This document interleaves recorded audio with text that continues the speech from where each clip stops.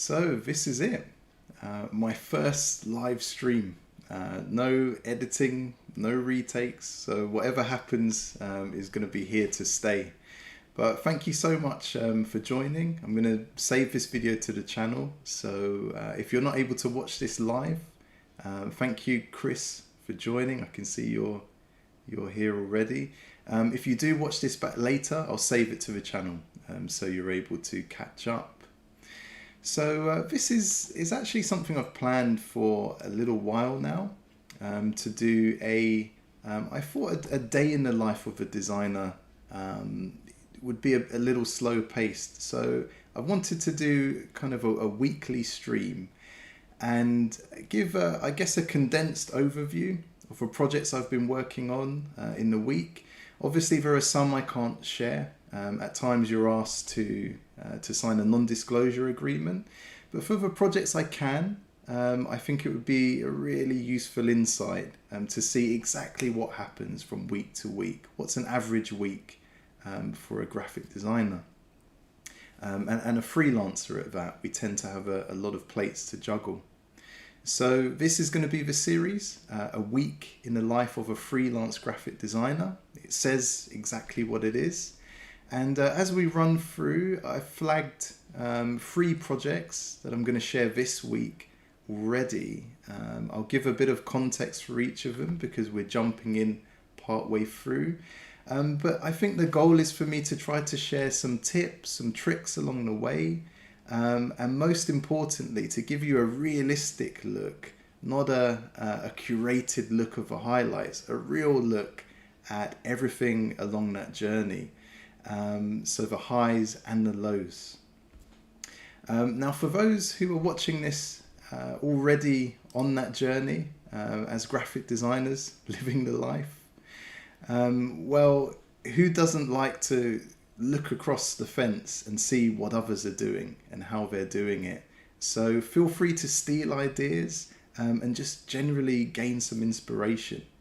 That's really the goal of this. And if you haven't started that journey yet, maybe you're studying and you're weighing up whether you could do this as a professional, that's the primary viewpoint I'd like to share.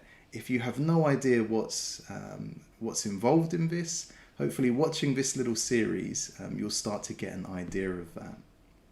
So that's the goal. Let's trial this and let's see how we go. So I'll also include a short question and answer section at the end. So please feel free to post your comments in the chat and I'll try to get to your questions before we finish. Also, if you're working on something yourself, if you have a project cooking, please feel free to share it. If you use, you could use Google Drive or Dropbox. Just make sure the document's public and send a link, and I'll try to look at that live while I'm on here if you're interested in getting some feedback from myself and perhaps from others as they're watching the stream. So before we begin, one of the main driving forces behind me doing this initial live stream is I couldn't believe how many students I had on Skillshare. I've almost got, I think, 2,500 students watching my courses now, which to me is just amazing. I feel good when I kind of share the knowledge I've accumulated, but the feedback I've received from the classes, the fact some students have found it really practical and actionable, it's so satisfying to hear that. So that's really amazing, and I'm so glad to hear that you're getting some benefit from those courses. So thank you so much to all my Skillshare students. Really appreciate the support that you guys have given me. And there will be more Skillshare content coming very soon. In fact, one of the things I've been working on this week is my latest class, which is going to focus on luxury brand identity. And one of the interesting questions that class covers, what is luxury? How do you quantify that? How should luxury design look and feel?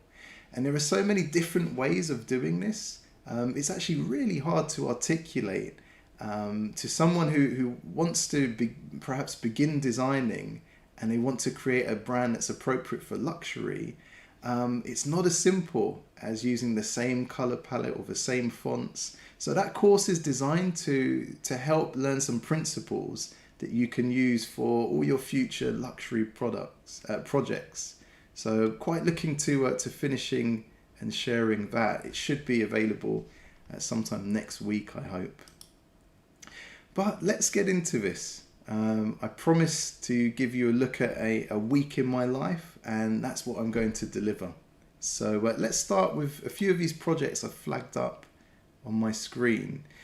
And I'll open this first one.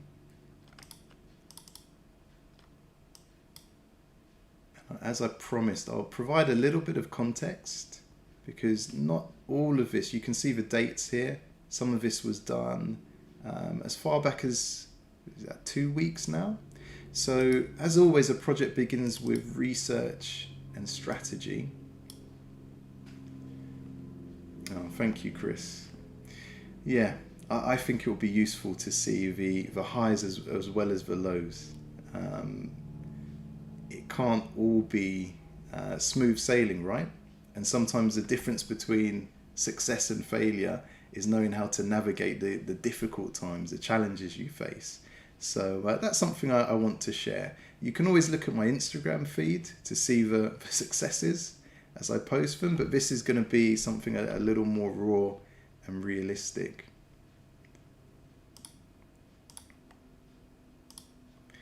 Okay, so Tutu, voiceover talent. She grew up in England, so she's British. She's got a British accent, and she wants to do voiceover work. And this is a brand I'm creating for her to enable her to kind of promote that professionally. And she's amazing. She's really good at what she does. And this is kind of the general, this page here with a strategy summary. The left-hand side, this is part of a template that I'll use for every project. So some parts of this I'll fill in specific to the client, so key insights that I've gained looking at the competitors. But this left-hand side, I think it's always nice to give a client a little breakdown and an introduction to what you're trying to achieve and why you're doing it. So this left-hand side just explains that. And if I flick over the next few pages, these are a few of her competitors we've picked out. So again, she's moved to the US. She's living actually in Canada, and she's looking to do voiceover work in the US, but kind of playing on her British voice. So as we look at the competitors, they're all competing with her in a sense. They also work, I think, in the US. And they kind of, most of them, this one not so much, but most of the competitors, they prominently highlight the fact they're British. So that's something that really has to come across in her logo. Lucy Brown, I guess a little more generic. Then inspirations. I usually ask my clients to flag up a few kind of hero brands to give me a feeling of the look and feel that they think would be appropriate for their brand.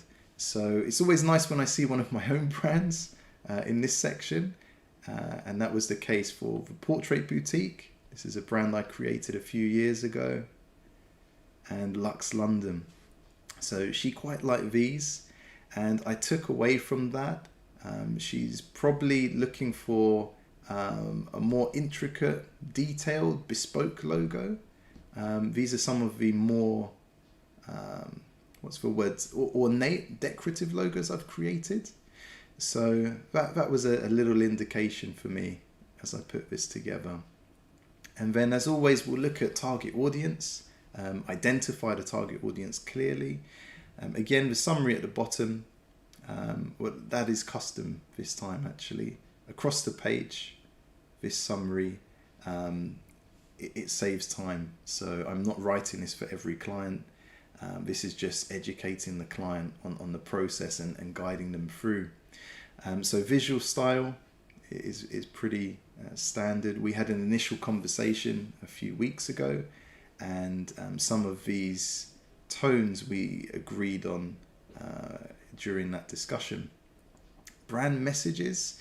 I take some steer from the client, but I usually go away. I think about their business and their goals, and I'll propose this specific order of brand messages to the client. So as mentioned, the key to this brand success is that Tutu, competing in the US, she has to become the go-to for that quintessentially British voice. So you could of course have a British voice actor who does like an East End accent. There's lots of different accents, but we wanted hers and her brand to be known for that kind of sophisticated, elegant British accent. That was the goal. And the key messages, and these are usually something that is a little more specific and props up, validates the primary message. In her case, the brand needs to feel elegant, sophisticated, luxurious. And so clients that have, let's say you had an ad for a luxury car or a luxury hotel, and you're looking for someone to do that voiceover, the ad, we want them to think Tutu, before they even play her demo, just looking at her brand, she's the perfect fit. Classy, sophisticated. That's really the core objective of this branding exercise. Brainstorming. These are some of the elements I thought we might play with when it came to the concepts. So I know she was open to the idea of some iconography, just to make it really clear that she's British. So almost repetition for emphasis. So maybe some British iconography that we'd explore. I don't like to repeat messages.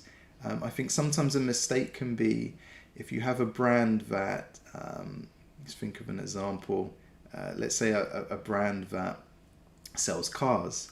If the brand's icon shows a car, it's redundant. Usually your tagline or maybe even a brand name will indicate that it's something to do with automobiles and cars. So the icon, if you place an icon of a car, it's a little bit stereotypical, and it's sometimes a waste of a chance to really nail one of these brand messages. So although I've listed them here, and we might use them as kind of a secondary finishing touch, as a rule of thumb, you generally don't want the core symbol of a brand just to indicate what they do. You want it to indicate how the brand goes about it. And positioning, very important. And we wanted Tutu to be positioned as the British option and the luxury option, but competitively priced. So with that context, I'll show you how this developed, and I'll start by opening what I call this process document. So sometimes I'll share this with a client, and this is in fact, if I open the other PDF I send, initial concepts. In fact, for Tutu, I may not have done this. I have a feeling we just worked a little bit behind the scenes together. But usually I'd send a document that has just the concepts I'm proposing and nothing else. So there's no distraction, and they're able to very easily compare like for like. Where this document, it takes them on the journey with me, and it shows them the options I've explored. So you can see here a large number of fonts that I've explored. And we looked at potential iconography. And there's a lot here, a heck of a lot that wasn't used in the end. So why show it to the client? Why not just show the end result? Well, I feel the feedback I've had is clients appreciate being on this journey with you. Rather than just seeing the option you've chosen, if they see the thinking, and the rationale behind it. And sometimes if you show them what didn't work as well as what does, you kind of gain their trust. When they see you then pulling those elements out and composing them together, they're with you. And I found it actually really helps. I've experimented with both sharing this document or not sharing it. And I found when I share it, there are less questions like, oh, could we try this? Or what if? Or they trust you. They can see, wow, you've really, put a lot of work in. You've explored a lot of options. And they're much more, I found, trusting of your recommendation at the end. So this is what I put together for Tutu. I liked the idea of some iconography that indicates, it's a very British brand to tie in with her British voice. And at this stage, we were thinking of a brand named British Vocals or British Voiceover. And that actually changed during the identity process. So there you go. There's your first, your speed bump, your challenge. So what do you do when a brand is so centered around the type, the way you compose the brand name? What do you do if in the process a client changes their mind, or if they hadn't solidified the brand name from the beginning? Well, in this case, I decided, let's be flexible. Let's be open to both options. In fact, I've shown a range of the options, and then we made a decision together, weighing them both up. So if I go a step back, just to give a kind of summary. So this would be one concept. Although you see some exploration over these pages, this is one concept that I've proposed to the client. And the idea of this is obviously it's very opulent, it's very luxurious, it's almost got a theatrical element to it. So if someone looked at this logo, they would immediately know what to expect. It's British voiceover, and it's going to be something special, classy, sophisticated. I think all those positive connotations we wanted to convey from the from the brand strategy comes across in this concept. This concept here, I skimmed over this, but similar use of the iconography, but it's more subtle. It's still high end. It's still, I think, with this gold effect on the letters, it's still luxurious, but not to the same extent. And I find that's quite useful when you're presenting concepts to a client. Try to give them differences and help the client to, to have some useful options. You don't just want 4 different versions of the same thing, the same tone, the same level of positioning. So this concept, I'd say, is positioned a little lower. And when we looked at this together, we have discussed this document. Tutu felt the first this kind of direction was more fitting.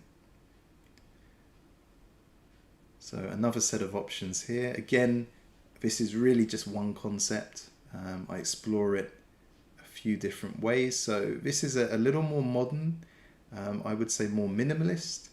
We've got kind of outlined versions of the icons. It's far less, I suppose, flourishy and decorative. This is more to the point.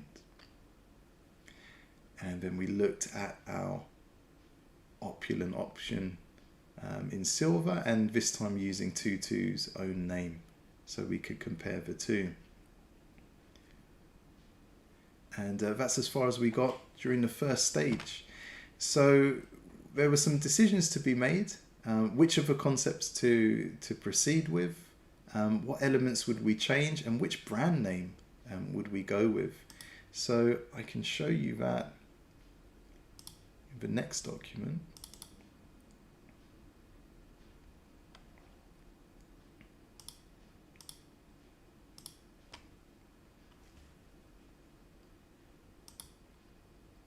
So this is the concept that was selected, and I've just included a short summary here. what we're including, why we're including it. Did some spacing and balancing to the elements. Obviously tested it on a light as well as a dark background, which is really important. And I can't put this across strongly enough how essential it is to make sure your concepts are going to work if they're reversed. If a concept can only work on a particular background, you'll really run into a lot of issues further down the line. So the sooner you can do this and make sure it works on either, the better. Now, a word of warning, if you're using gold, I've got a gradient applied to this in Illustrator. If you're using gold, it can struggle. If it's a light gold, it can really struggle to appear clearly on white. So particularly if you're applying that effect on text, you can't afford to have any word of that text, any character disappear against white. It must be legible. And even if you're using something that's a more decorative element, as we have here, you've just got to make sure that none of this is too light that it disappears on the white, where it could look like part of a flourish has faded or opened. So when picking gold tones, try it on both backgrounds just to make sure you've not picked something. It might look great on the black background, but then when you take it onto the light, part of your artwork disappears. So that's a quick tip. I like to test at this stage as well whether the concept would work if it was applied in a single color. And here it certainly does. There's no part of this that disappears. Sometimes this can happen when you have overlapping details. You realize if you had to foil emboss the logo, as wonderful as your idea for the colors might be, if it won't work, if it was applied in a single color, then again, it's not really going to be appropriate. So here's the initial color palette I proposed. And I mock up a few pages. So this is just Latin text. And it's starting to give a brand kind of a shape and a look and a feel. And then because a website, just a simple Squarespace website design was included as one of the deliverables, I've begun to mock that up, to start to think how that might look, just to check the branding works in this context. And two slightly different options there. So that's what I look to deliver at the next stage once the concept's been chosen. Now I promised I would, share the ups and the downs and realistically how the project went. The client thought in between me creating this, the client had to think about the concept she selected, and decided some of the elements needed to change. Now I'd gone away, obviously I'd rebalanced certain elements. So this meant potentially taking a step backward. And I think it's really important. You've got to accommodate clients. You can't just say, no, you made your choice, that's it, we have to go forward. You've got to be prepared to accommodate them. So I did say if we go back and it significantly changes the way this develops, then I would switch over to hourly billing, and I'd just charge fairly, whatever the extra time was. We tack that on to the bill at the end. So that way it's fair for you, it's fair for the client, and that kind of communication is really important. You can't be afraid, you can't say no to the client. We won't do something a different route, but you also can't be afraid to, you have to charge for your time ultimately. And this will happen sometimes. If you have to track back a step, be prepared to, and just let the client know politely what that would cost. So I'll show you what that looked like. And these weren't massive changes, but we wanted to see, Tutu wanted to see what this would look like with a different element for the phone box. And if we could work the microphone into the concept. So you can see there the I for voiceover, and this little part of a logo type above the main logo type was to change as well. So it's now British voiceover to Eric Tola. So we've changed one of these elements, the phone box. I quite like this version where we just put British voiceover into a gold. I think that's quite sophisticated. Again, we look at that on white. And that was it. So not a huge way to backtrack. We kept a lot of this, but it happened. So now we had another decision to make. The flourishes make a big difference. Would they stay or wouldn't they? And I'll open one last document, and then that's the end of this project. So this is the developed work I produced. This is the original over the first 7 pages. And Chris is working on a project that's gone back and forth as well. So Chris, you can share my pain. But it's not painful when we care about our clients, and I think want them to make the right decision as much as anyone else. As long as we both know where we stand, as long as you kind of allow for that to happen in a project, it's not a big problem. And it means at the end, they won't feel they've had their arm twisted to do what you wanted them to. I think clients really appreciate it when you try to accommodate them. So it can be painful, but I think it's worth it in the end. So as I say, the first 7 pages, the original logo, and then because I didn't feel it warranted all of the developed supporting identity assets changing, I didn't feel it warranted the color scheme changing, I could then show over pages 8 to 16 this concept, less for flourishes. So she could literally go through and compare like for like with this different version of a logo, which I think is really helpful. And then, so we discussed this prior to me producing this PDF. And one last request she made was to see an amalgamation of the 2 concepts.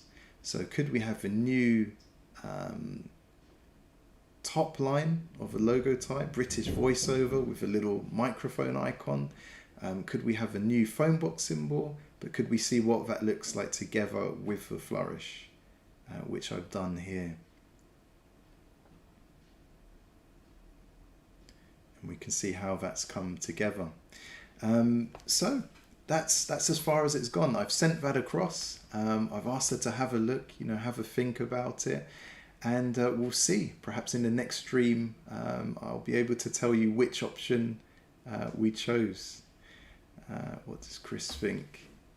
What they wanted was the wrong direction, but I went with it. And once they saw in more development and staged, they did not like it. So we went back to one of the original 3 concepts. Well, that happens sometimes, doesn't it? But, I bet they'll appreciate your patience in kind of heading down that route, showing it to them.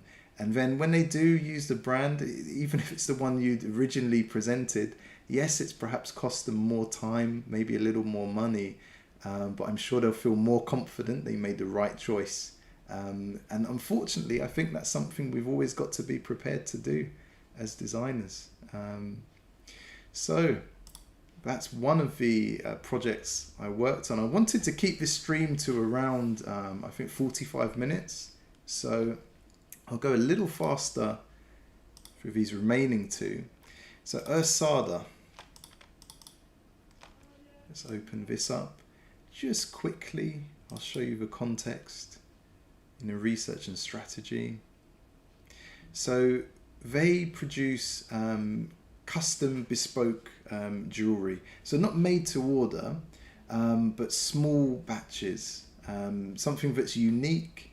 So you could buy a piece from a limited collection, and Others, you're not going to, to go to a dinner and someone else has the same jewelry as you. It's very small batches. The idea is it's very exclusive. So as always, we begin looking at the competitors. There are other services quite widely available online that offer this kind of thing.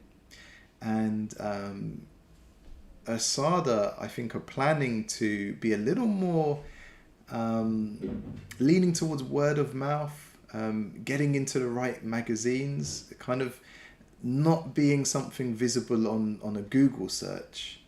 It would be for someone who's heard about them, who's seen their advert.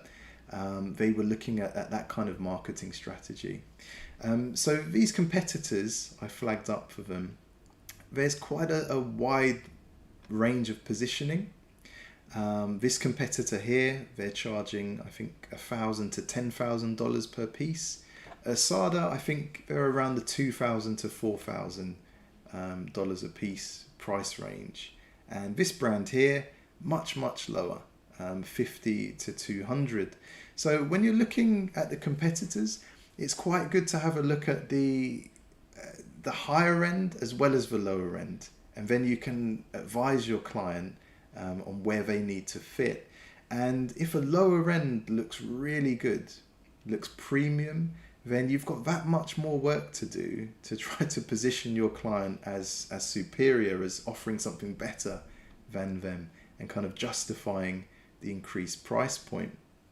Harrods, that's a big competitor to have, but actually they have a dedicated designer jewelry department. So one of their potential clients could be tempted to log on to Harrods to look at these exclusive collections and to order something from them, actually at a price range that isn't miles away. So I think they were grateful. I kind of flagged this up and made them aware this is actually a competitor, and a competitor in terms of the same price point. Inspiration, I was just given one for this project, which was Tiffany & Co. But I was told not to be steered too heavily by this. It was just a general like as a brand. Target audience, high-end clientele, fashionable, females of all ages, and men possibly purchasing gifts. Visual style. Now I flagged up here, I think one of the words provided to me in a brief was economical. So I wanted to query that. And for me, the purpose of this page can be to make sure the tone has no contradictions, that it all complements each other and it ties together well. So I think this is quite a good way to visually illustrate. If there's anything you see in the brief, a kind of quality of a brand, sometimes a client might say, I want something that's sophisticated, but then later on they'll describe it as as understated or affordable, or just something that doesn't quite tie together. So this is a really good way to flag that up, and just to make sure you're on the same page, that there's no contradictions. Brand messages. So the key selling point and a key brand message is that this is unique. It's unique jewelry. It's not something widely available. And then supporting messages, they're quite proud of the fact it's designed by an Italian designer. It's exclusive, and the quality, of course, is going to be premium. So hopefully that gives you enough of a background. The positioning, again, exclusive, limited edition, unique, and premium, but in view of its competitors. We mentioned one competitor was at the $10,000 mark, whereas they're only $2,000 to $4,000. So premium, but the goal here wasn't to create a brand that positions it as more expensive than that competitor. That would be, that wouldn't be advised. So premium, but competitively priced in that context. So let's have a look and I'll share with you what I came up with and what I presented. So this time I can illustrate my usual approach, which is a document such as this, where I'm sharing without distraction a light and a dark version of the concept, usually without color, without any kind of background noise, and I provide a pretty succinct description of what I feel are the strengths of the concept that the client can read underneath. Now, I know some designers might jump on a Zoom call when we weren't facing COVID. They would meet face to face and they'd actually present the concepts. But as I've mentioned in my classes, I feel that can be really intimidating for a client. They've invested a lot of money with you. They're usually quite nervous to see if you've hit the mark with your concepts. And if you send them a PDF and you give them some time to think it over, it can allow them to prepare themselves, to kind of compose their thoughts, and then they can come back to you. If they love the concepts, they'll come back, they'll share just as much love with you. But if they have questions or concerns, you're just not putting them on the spot. You're not making them feel like they have to show some kind of enthusiasm to you. So that's how I go about it. What's Chris put here? Nice niche market, economical, negative cancelling message. Yeah, exactly that. It would cancel out the exclusivity, the limited editions, so it just wasn't the right fit. So here are the concepts. This was one. Really like this custom type. The elements I customized, if I zoom in, and you'll see this in the process document, I removed the stems of the A and just this little piece of the R. So this is a first stage concept. We could go, go a little further with the customization, but I really liked the fact this typeface has this difference in weight. You see it especially on the A here and on the U. I really like that. It's a sans serif, but I think it borrows that from serif typefaces. So really like that typeface. Let's zoom out again. This was another concept. Sometimes I'll present something that looks quite finished, and then sometimes, as is the case here, it's just an idea. For some designers, this could be a sketch that they share with their client. I like to always, mock it up digitally, but I've not spent too much time trying to perfect this. So the concept was, we've swapped the A's for these triangles, these chevrons. Reminded me perhaps of a simple earring, and then we've got a rough and abstract diamond-like shape that's composed of those same symbols. So maybe something you love or you hate. I wanted to show it as an idea that I could spend some time and maybe explore something stronger in this direction. But I don't love that concept. This one, now one of my concerns was that you really get a USA in the first three letters of a brand. And when you see that combination of letters, and sometimes this happens in a brand name or logo type, a portion of it is so widely recognized that your brain just picks it out and you see it as a separate element. So I thought reversing the S, that could be a way to kind of break that process, stop your brain straight away seeing the USA, and you try to read the word as a whole. Quite like the R as well. It's a nice little tail on it there. This was another concept, so a little more traditional, paired with quite a modern top and bottom portion of the logo type. So I like the use of contrast there. I quite like the fact it's got a sense of drama with the alignment. You've got the sticking slightly out to the left, and then collection also pops out. So I like the tension that creates. This, I wasn't sure if it actually wanted a like a standalone symbol or brand mark to use for this. It emerges they do, and I'll circle back to that in a moment. But just an idea. Could we do something that's loosely floral to go with some logo type? And then lastly, this concept. So again, something I'd want to explore and balance a bit further, but if I zoom in, this would be kind of an ultra modern option, and the U, we've got this twist, and it doesn't work that well in black and white, but if I applied some color to it, you'd really get that 3D kind of dynamic feel, as if the type is twisting back on itself and looping in a ribbon.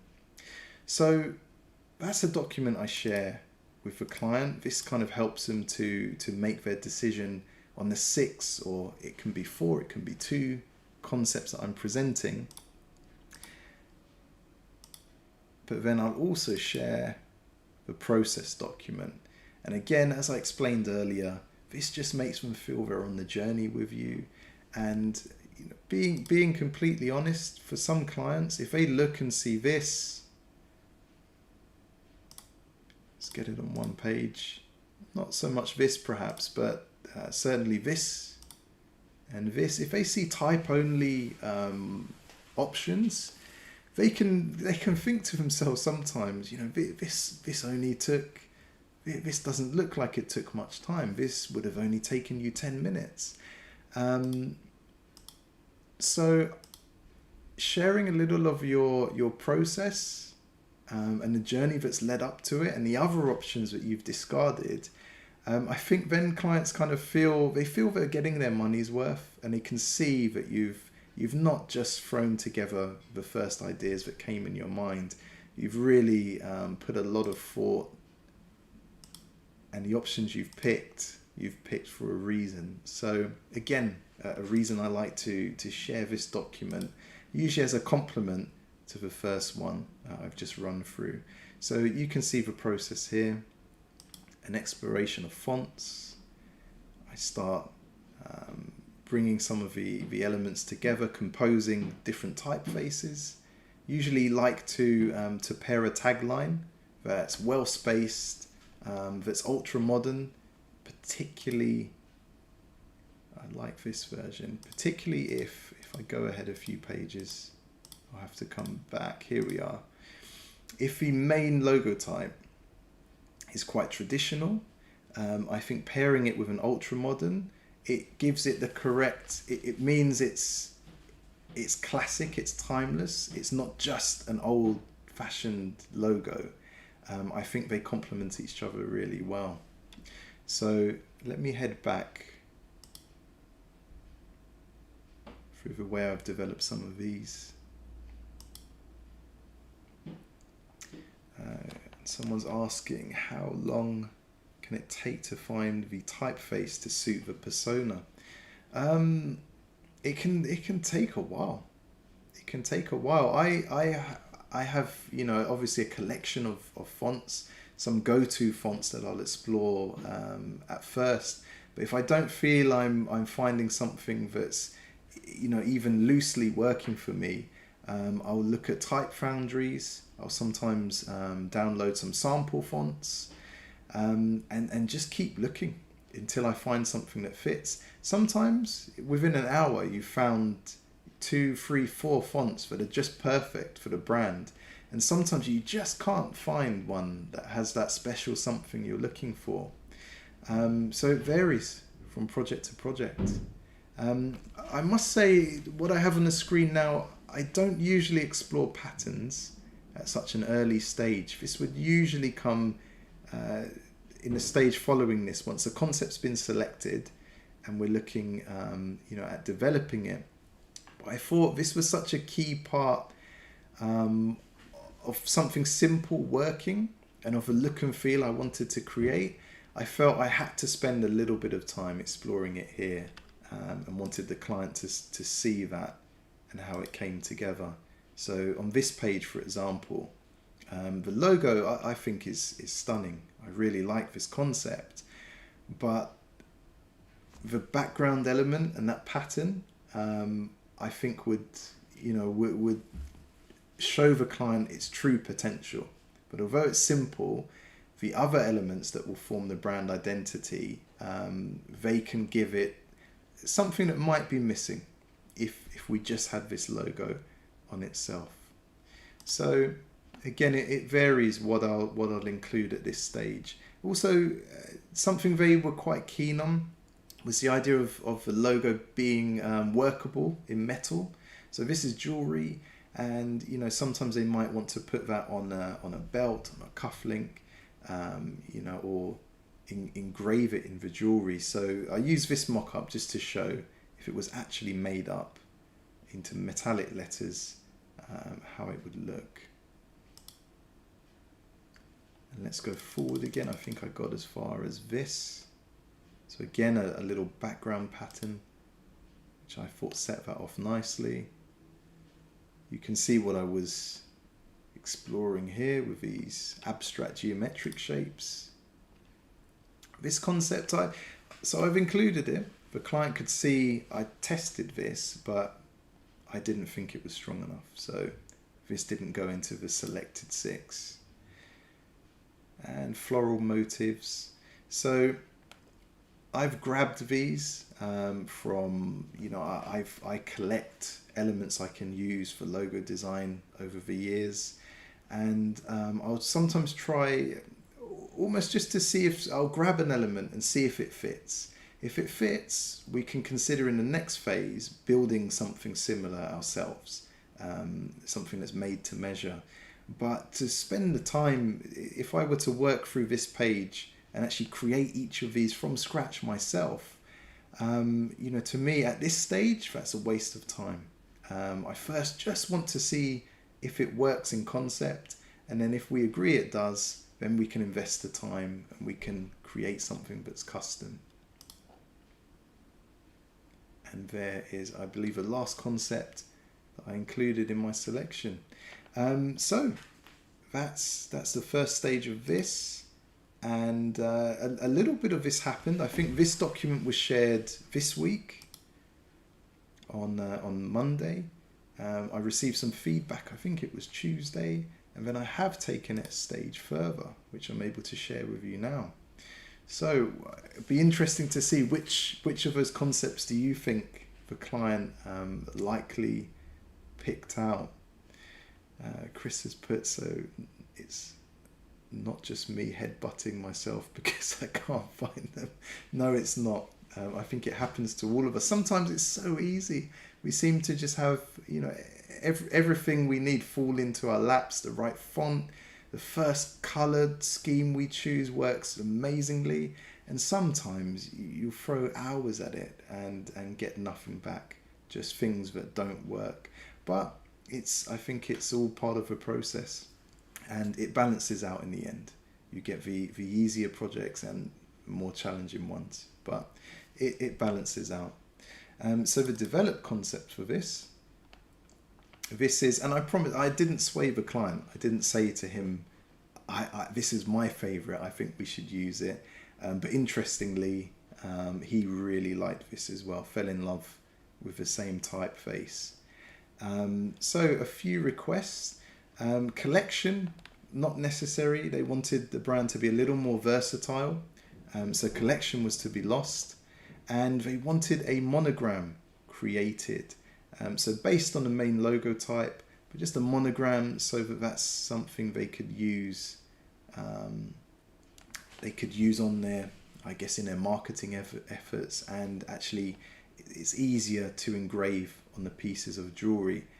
Even though the logo type's quite simple, a monogram gives them more options.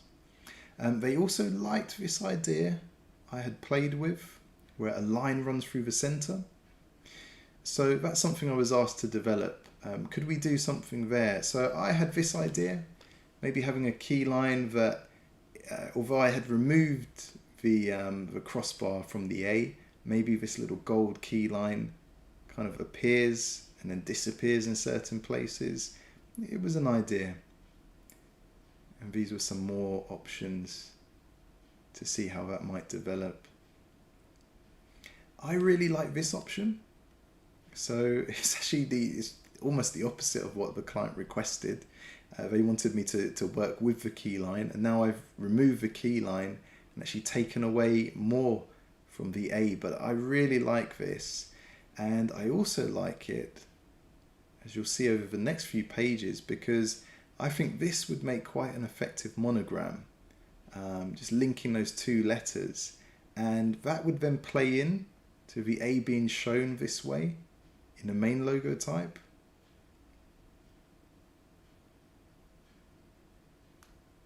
And the two, I think, go quite nicely together here. And then I've just shown a few different color options before we dive in too deep. So again, waiting for feedback on this one, and I'll share with you the results and which direction the client decided to head. I've spent 50 minutes rambling away on those projects. I guess a lot has happened in the past week, and as soon as you start giving the background and the context to the project, there's no quick way to do that, I suppose. But I do want to share this last project with you, because talking about highs and lows, this is one, I won't give you as much of a background. I'll just quickly open up the brand strategy here. This was for a kind of cafe / coffee bar that would also offer Sunday roasts. So quite a versatile kind of coffee shop / eatery. Interestingly, they picked out some really big brands as their competitors.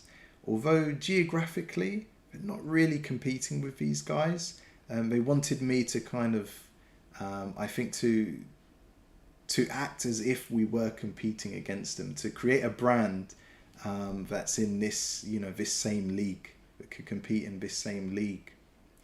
Some inspirations: Harrods, again, Fortnum and Mason. Their target audience, so this is a really affluent part of North London, Totteridge. So high-end locals with sizable disposable income, quite fashionable, trendy, young adults and social influencers. They wanted this to be the kind of place you'd want to head and take that Instagram pic. So that was the brief and the strategy. It was to feel very luxurious, quite timeless, possibly a quirky, playful element, but that's a smaller consideration. And then for brand messaging, really the key was this has to be the high-end cafe / coffee shop / eatery in the area, in Totteridge. This has to be the place to go. And then the key messages to justify that, well, it would offer a premium experience. The food, the coffee would be of artisan standard, and it would be trendy. And that obviously is down to the interior design team and the owner kind of delivering on these promises. But this was the goal. This is the direction we wanted the branding to take. So I'll share with you the initial concepts. A few of these ideas the client provided. This little image I've stuck on the bottom left here. Those were some ideas the client had, which I always welcome if they want to send their sketches across. And I mean, I will only sketch an element if I think that's the fastest way to do it. I won't sketch for the sake of sketching. Certainly when it comes to looking at logo type, looking at fonts, the fastest way to do that for me is getting them on the screen and comparing them. To sketch out a font by hand, I've seen some designers do that. If it works for you, I guess continue to do it. But for me, these are the kind of elements it makes sense to sketch, because that's the fastest way of seeing if the idea works. And these kind of elements, you know, I'm definitely exploring digitally before anything else. So I'm starting to play as usual with the, you know, the different parts of a brand name, looking at the way we might bring this together, whether a little established, a little tagline would work. These were some of the clients' ideas, so I explored this for them. And it goes on. Some nice ideas. I quite like this one. Very modern, very something you'd expect to see maybe in Shoreditch. Kind of modern, minimalist, trendy option. I pulled together some, you know, some little ideas here with a kind of a more quirky script typeface. So I know some coffee shops, they like to put this kind of thing up on the walls. Really liked this idea. An elegant font for the main, you know, the name of the area, and then a more welcoming, kind of playful font for the word bakehouse. And that is the brand name. It's to be called the Totteridge Bakehouse. Then also a tagline, which says exactly what it does. You can see it a little larger here. So coffee, dining, and established. Because from the word bakehouse, I wasn't sure it would express exactly what they offered. And I thought a good logo would identify that, you know, would tell potential customers exactly what to expect, so there's no confusion. And then I've mocked up a little bit here. I quite like this symbol. And just showing the versatility of this option, that it could fit quite nicely in the context of a coffee shop. It could fit nicely in the context of, you know, of a restaurant. This here in the background was actually, I think, one of the interior designers' concepts. This was the kind of look and feel they wanted it to have for the interior. And then I've grabbed here, this is a restaurant menu from, I think it's the Ritz Hotel, and I've just put their, imposed their logo over the top. So to show it's versatile enough, it could even work in that context. You know, it could work on the highest end of restaurant menus. And then some other concepts I've explored here. One with a nice monogram, something a little more subtle. It's got an Art Deco kind of vibe to it. And again, just playing with options. And then, as usual, I would present this PDF as well. So these were the 6 that I selected to share with the client. Now, I was really happy with this. You know, I thought this really meets the brief fantastically. Some of these ideas, I think particularly this one, I thought it's got such a nice marriage of the luxury, the high-end element, as well as that kind of playful, come and join us, we're not too stuffy, we're relaxed. So I really felt this nailed the brief. And this is where you get the highs and lows. Working as a freelancer, the client, you know, she thanked me for my work. She could see the direction I was heading. She was very kind, but it wasn't her vision for the brand. She could see why I thought it was a good potential solution, but she said, you know, it's just not what I had in mind. And funny enough, she said, I'm not quite sure what I have in mind, but I just know it's not this. It's not the direction that's been explored. So here's a question: what do you do? You've included in a package 6 concepts. You've tried, you know, a range of directions, of options, and the client just can't gauge. Not even one of the options is heading in the right direction for them. You know, it's a case of, I want to re-strategize, to go back to the drawing board. So you either agree to expand the scope a little and include, maybe you explore a further one or two concepts, which is going to cost more of your time. I would charge a little, obviously proportionate to what they've spent on the project, but I would charge a little to do that. Or do you try to pick the closest fit and try to resurrect it through, or warm it into the client's heart through revisions? I think that's very dangerous. If they don't like the concept to begin with, I don't think you can try to shoehorn it in. So if that's something you've not come across yet, if that's a situation you've not faced, you kind of come to this impasse where you've tried your honest best, but the client's just not liking, not agreeing with you, not liking what you've proposed. What do you do? Well, in this case, we've agreed to leave a project here. We've parted on good terms. The client was very understanding. Kind of thanked me for my time, said she could see the rationale behind what I've presented, but she was very keen to have something that resonated more with her. So we agreed to leave it there.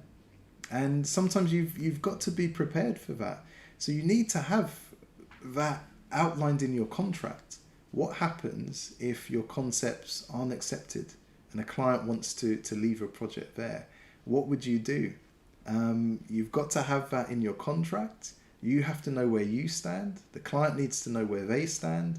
And you can't take it personally.